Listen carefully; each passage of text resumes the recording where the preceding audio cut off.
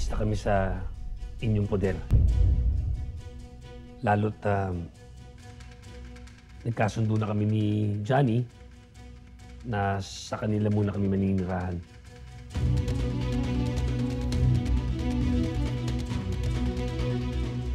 Bakit ho kayo aalis? Adelina, bakit mo kami iiwan?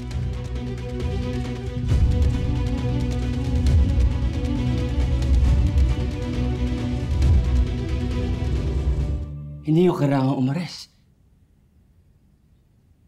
Maaari kaming kumuha ng mga sundaro upang magbantay sa labas. Nang sa gayon ay wala namang babato o makapananak sa inyo. Hindi ba? Hindi na kailangan, Hiroshi. Masyado na kaming nakakaabala sa inyo. Mas mabuti nga lumisan na lamang kami rito. Para sa ikatatahimik nating lahat. At upang hindi na rin kami mabaon sa utang na loob sa inyo. Orit, mas magiging ligtas kayo rito. Mas mapoprotektahan namin kayo kung kayo ay nasa aming pangangaraga. Hindi ba, Tosan? Hiroshi, 彼らの好きにしてください。If you want to leave, you can go. I need to rest now. Please excuse me.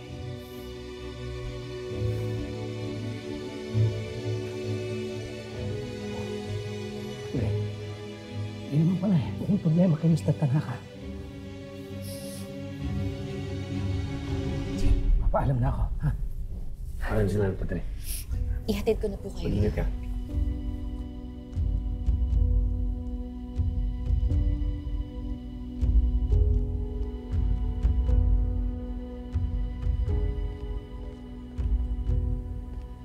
Mag-iingat po kayo, Tatay John. Kayo din, Adelina. Lalo na sa panahon ngayon. Papaalam na ako. Adios.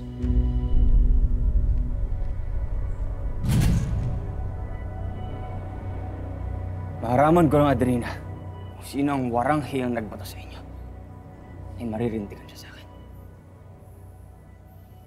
Hiroshi, pabayaan mo na. Marahil ay mabuti na rin nangyari ito. Para ating mapagtanto na hanggat magkaaway ang ating mga bansa, ay kailangan muna nating dumistansya sa isa't isa. Bakit, Adelina? Kaaway na rin ba ang tingin mo sa akin?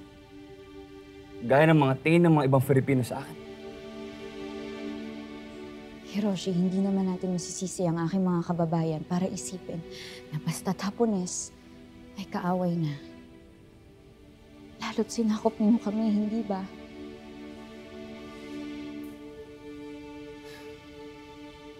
Nakakita pa ba kitang muli, Adelina? O iiwasan mo na rin ako? Nakalimutan mo na ba ang ating usapan ni Kuya Eduardo? Na magkikita-kita tayo tuwing kabilugan ng buwan. Sinisiguro ko sa yung darating kami ni Ate. Kaya't dumating din kayo ni Kuya, ha? Upang magkita tayo muli. Anthony, namiss ko na rin.